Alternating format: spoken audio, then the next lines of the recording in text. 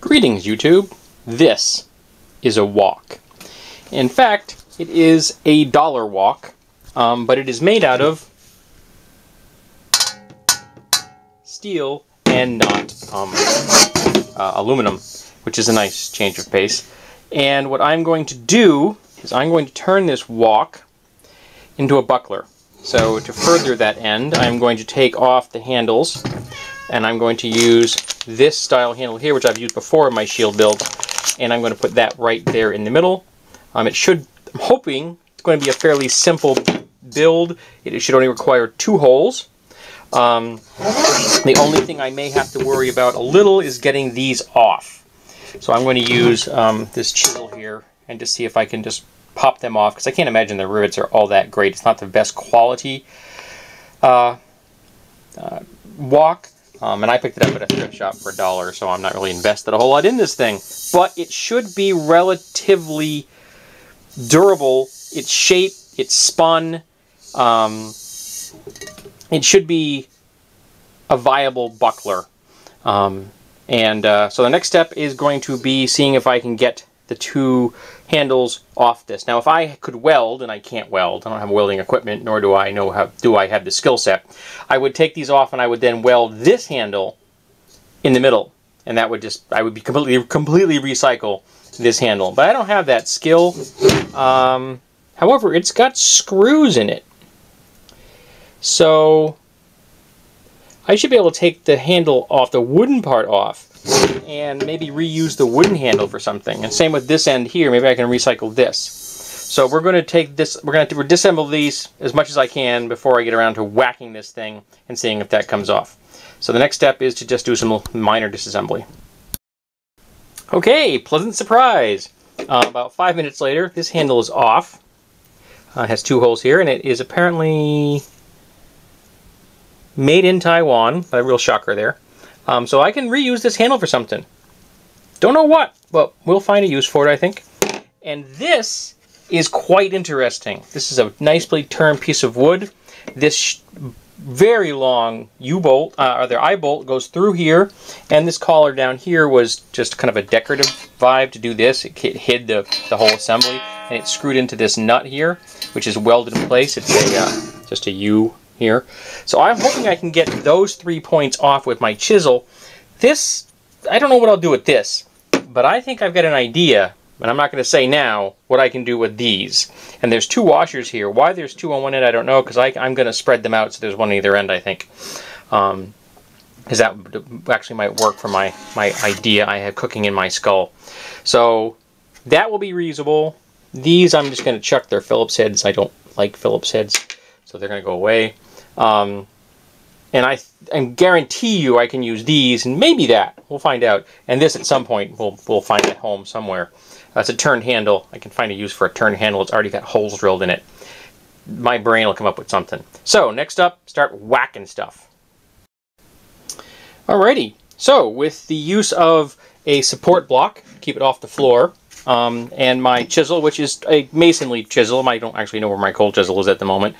But these welds were not as strong as the manufacturer probably thought they were. And so I was able to get both of these off. These, I don't know. They go with the handle. So maybe I'll just bag those up together. Who knows? I might be able to use this tool. Just bag all of this crap up into one bag, and maybe I can save it for something. But the only downside is there are now 2 small holes here and here, so I will probably center the handle here to get a little bit of symmetry in this device. I'm not going to worry about the holes. I could care less if there's 2 holes there. That's not, or 4 holes there. That's not a big deal, and it's not going to impede the operation of this device in the least.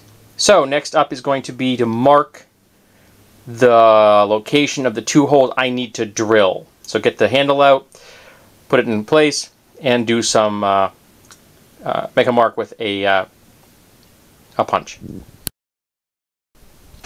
Okay, one thing I did have to do was bend this up just a smidge to get it to match that curve. It's not perfect, but it doesn't have to be perfect, because I will be snugging this in place with bolts and nuts and washers and all that stuff. But now that actually meets the curve, so it's not So it's sitting flat before It was teetering and I don't want it to teeter, so now it's sitting almost perfectly flat.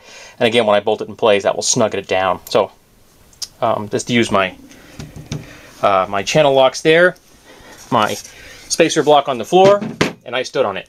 So sometimes low-tech works. Okay, my holes don't line up. This happens. What I should have done is drilled one hole, put the handle in there, and then measured the second one, and I didn't. Live and learn.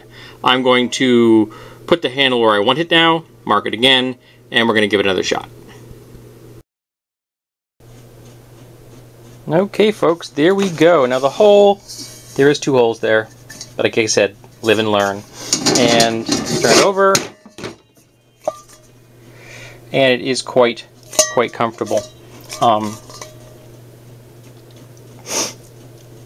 It has a nice ring to it when you tap it on some metal. It's a nice ring to it. Feels quite comfortable. And I'll go give you a shot from in the bathroom so you can see me in the mirror. So there you go. So you can see it. It's pretty good size. I mean, it covers the bulk of my torso. Obviously, you're going to be out here. You're going to be doing dynamic things with it like this. Oops, sorry. Dynamic things like this with it. But the nice thing is that because it is so light and easy to move around, you're really going to be able to make thrusts with this thing. You can make captures with this thing. I have seen professionals who are trained in these use them for grapples, use them for pinning, use them for disarming. A buckler is a dynamic shield. It is probably the most dynamic shield available out there. A lot of the larger shields, while giving you a lot of options, particularly the center boss ones, if you hold them like this, as opposed to like a lot of people are depicted holding like this. Skull covers this on more than one occasion. If you hold it like this, it allows a lot of edge thrusts with a large shield. But because this one curves around like this, this is going to be more of a punch, but decidedly going directly forward. But it's also going to be very strong. You're going to be able to get a lot of force in there with this. And because of its design, this is completely ambidextrous. Anyone, either hand can use this thing. And I'm looking for the kind of primitive post-apocalyptic vibe, which is my thing. It's what I do. So there you go, folks. That is my Wok Buckler. I hope that people like it, and I'm going to go outside and get a couple of shots, and I'll post pictures on my DeviantArt page.